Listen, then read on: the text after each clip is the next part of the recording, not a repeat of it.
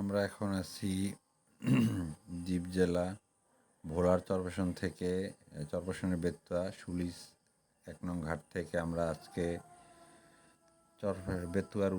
বেতুয়া থেকে মনপুরার উদ্দেশ্যে রওনা দিব। তো আজকে হচ্ছে আমাদের মনপুরা ভ্রমণ। আমরা স্পিডবোটের মাধ্যমে স্পিডবোটে চড়ে মনপুরার উদ্দেশ্যে রওনা দিয়েছি। তো সকালেই রওনা দিয়েছি 10টার দিকে। তো নদীতে ঢেউ আছে, ভালো ওয়েভ হইতেছে। তো ঢেউয়ের কারণে যে চাচা ভিজে গেছে হালকা, আমি মাথায় পর্দা দিয়ে নিছি। আর ভাইরাও বৃষ্টির মানে পানির ঢেউয়ের কারণে ছিটি ফোঁটা পানি উঠতেছে, ওনাদের গায়ে লাগতেছে। তো আমরা এই বাসনভাঙ্গা নদী, উত্তাল নদী পার হইতেছি স্পিডবোটে। তো আমাদের গন্তব্য হচ্ছে মনপুরা যাব, এখানে থাকবো একদিন। তো এখন আমরা হচ্ছে নদীতে যাত্রা করছি, যাইতেছি মনপুরার উদ্দেশ্যে।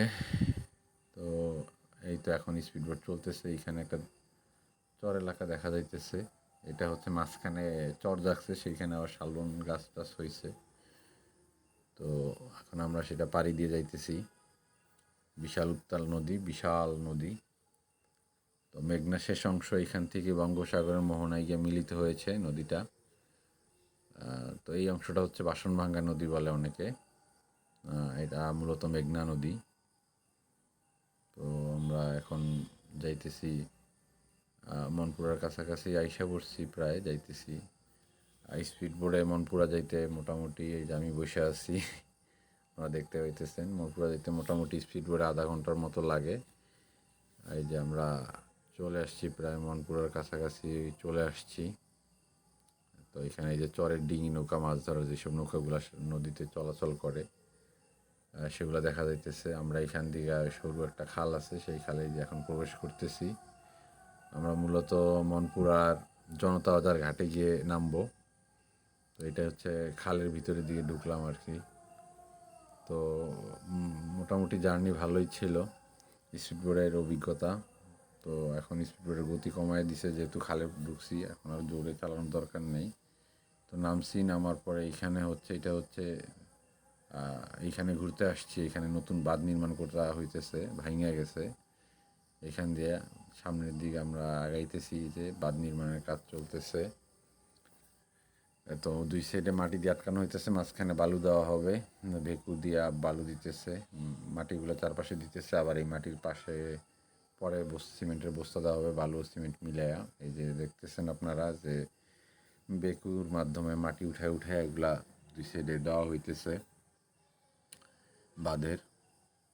তো এই সামনেই আরও 5-7 বছর আগে যখন গিয়েছিলাম, তখন দক্ষিণ হাওয়া সি বিচ নামে একটা জায়গা ছিল, সুন্দর পর্যটন কেন্দ্র। তো ওই জায়গার দিকে আগাইতেছি। তো এখন আর নাই, আগের মতো সৌন্দর্য নাই, আর ওই অংশটা ভাঙিয়া গেছে। ওখানে অনেক কিলোমিটার খানেক বিস্তৃত বালু চরের মতো ছিল, এবং বসার জন্য চেয়ার ছিল, ছাতা ছিল, আশেপাশে কিছু দোকানপাটও ছিল। তো এখন ওই যে দেখা যাইতেছে কিছু খেজুর গাছ, তাল গাছ দাঁড়ায় আছে। তো ওইখানে আসলে এখন আর কিছু নাই। তো আমরা নদীর পাড়ে এসে দেখলাম যে ছোট ছোট গর্ত আছে, এই গর্তগুলোর ভিতরে কাঁকড়া থাকে, লাল কাঁকড়া। এই যে কাঁকড়া দেখতেছেন, একটা কাঁকড়া বের করার চেষ্টা করতেছি আমি। এই যে এরা প্রচণ্ড দৌড়দৌড়ি করে। তো একটা ধরার চেষ্টা করতেছি। তো একটা কাদায় গিয়ে লুকাইছে এখন। তো এই যে কাদার ভিতরে বসে আছে চুপ করে ঘাপটি মেয়েরা। তো আমরা এই যে ধরে ফেলছি। এই যে এখন এটাকে ধরে ফেলছি, এখন এটাকে নিয়ে যাব, নিয়ে এটা কাদা থেকে পানি দিয়ে পরিষ্কার করব। এই পাশে এই যে এখন একটা পানির জায়গা পাইলাম, পানি আছে এখানে। তো এই পরিষ্কার করতেছি, এটা ধুইতেছি আপনাদেরকে দেখানোর জন্য।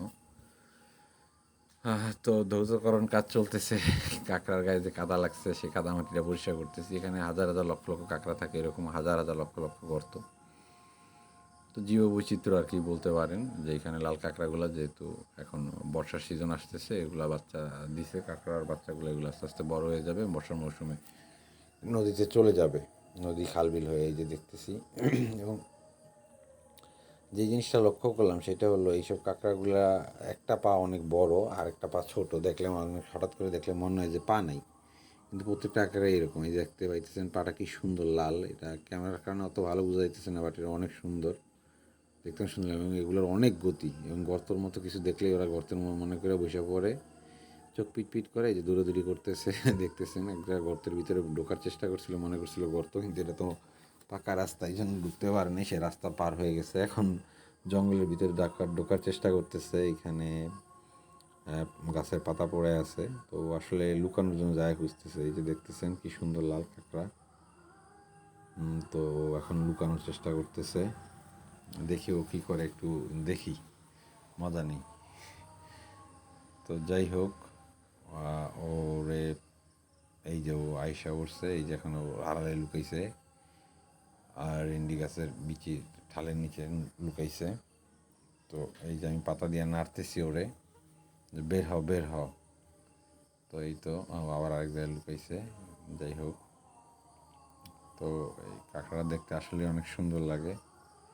তো এখন বিকালবেলা, তো এখন আমরা হচ্ছে নদীর পাড়ের চরে আসছি। এই যে এইখানে খালে জোয়ারের সময় পানিতে ভরা ছিল, এখন ভাটা চলতেছে। তো আমি আর আমার চাচাতো ভাই আসছি এখানে। তো আমরা এখন এই খালটা পার হয়ে ওপারে যাব। তো ওপারে গিয়ে দেখবো যে কী অবস্থা। এখানে কিছু মাছ আছে, গুঁড়ো গুঁড়ো মাছ, ছোটো ছোটো মাছ আর কি। ভাটার সময় এগুলা আবার স্রোতের উল্টা দিয়ে বিপরীত দিকে চলার চেষ্টা করে। তো আমরা এখন পানি দিয়ে নাইমা পার হইতেছি।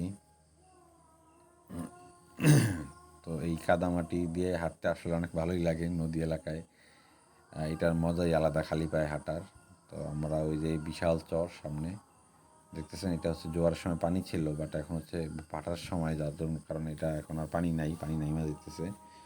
তো এই যে সামনে এই যে ভেরি দেখা যাইতেছে, বেড়িবাঁধ, এবং বেড়িবাঁধের পরে ওইখানে যে চাস্তবে যাইতেছে। তো এই বেড়িবাঁধের পরে ওইখানে যে মানে বন আছে, তো এগুলার ভিতরে হরিণ থাকে। তো বর্তমানে এখন দেখা যায় না, যেহেতু এখনও বর্ষাকাল আসেনি। বর্ষার সময় যখন ওগুলো পানিতে প্লাবিত হয়ে যায়, তখন এই হরিণগুলো লোকালে চলে আসে। এখানে অনেক হরিণ এবং শিয়াল আছে। তো মাঝি বললো যে ভাই রাতের বেলা ওইখানে যাওয়া ঠিক না, বিকালে বা সন্ধ্যার দিকে অনেক সময় এইগুলোর ঝাঁক আক্রমণ করে। এই যে দেখতে পাইতেছেন মাছ ধরার অনেকগুলো নৌকা এই চরের পাড়ে, এই খালের ভিতরে, ছোট খালের ভিতরে নোঙর করে আছে। এগুলো আবার ভাটা জোয়ারের সময় নামবে বা রাতের বেলা মাছ ধরতে যাবে।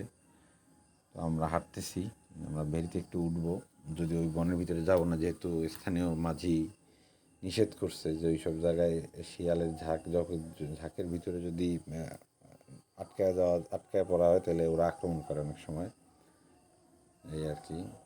তো এই যে আমরা যে চরটা দেখছিলাম, যে ভাটায় পানি নেমে যেতেছে, ওইখানে কিছু কিছু জায়গায় দেখেন লক্ষ্য করলে মানে কল্পনাতীত এত যোগ, হাজারে হাজারে যোগ। এগুলোর গ্রাম্য ভাষায় বৈশা যোগ বলে, মানে মহিষের যোগ। এগুলো মহিষের পায়ে, খুরায়, মুখে, নাকে এগুলো ঢুকেও থাকে এবং রক্ত শোষণ করে। কীভাবে পানির ভিতরে, স্থির পানির ভিতরে বসে আছে দেখেন, নড়াচড়া করতেছে। তো আমি সাহস করে আর পানিতে নামার চেষ্টা করিনি। ওই সময় পার হয়েছি খাল, তখন খেয়াল করিনি, কিন্তু এখন যখন খেয়াল করলাম যে পাড়েও কিছু চিপা চাপা আছে, কিছুক্ষণ দাঁড়ায় থাকলে এই পানিতে মনে হয় যে সারা পায়ে হাজার হাজার জোক আক্রমণ করে ফেলবে। তো যারা ওই যে অনেকেই বলে যে যোগ দিয়া ওই যে বাতের থেরাপি করে, তারা হয়তো বা এগুলো নিয়ে কাজে লাগাইতে পারে। যাই হোক, মনপুরার ভ্রমণ মোটামুটি শেষের দিকে। এখন আজকে হচ্ছে মনপুরার জনতা বাজার থেকে আমি চরপেশনের উদ্দেশ্যে রওনা দিচ্ছি। তো আসার সময় স্পিড বোটে আসছি, কারণ ওই সময় আমার একটু তাড়া ছিল। আর এখন যাওয়ার সময় আমি ওইখানে যে এগুলো লঞ্চে রওনা দিলাম, এটা কাঠের লঞ্চ। তো এই লঞ্চে এখন আমরা এই সরু খালের ভিতর থেকে বের হইতেছি। তো নদীতে এই যে চরে মহিষ আছে, এই যে অনেক মহিষ, মনপুরার দই বিখ্যাত, যেহেতু এই মহিষগুলা ঘাস খাইতেছে। আর যে ডিঙা নৌকা, মাছ ধরার বিভিন্ন সাইজের নৌকাগুলা এখানে দাঁড়ায় আছে।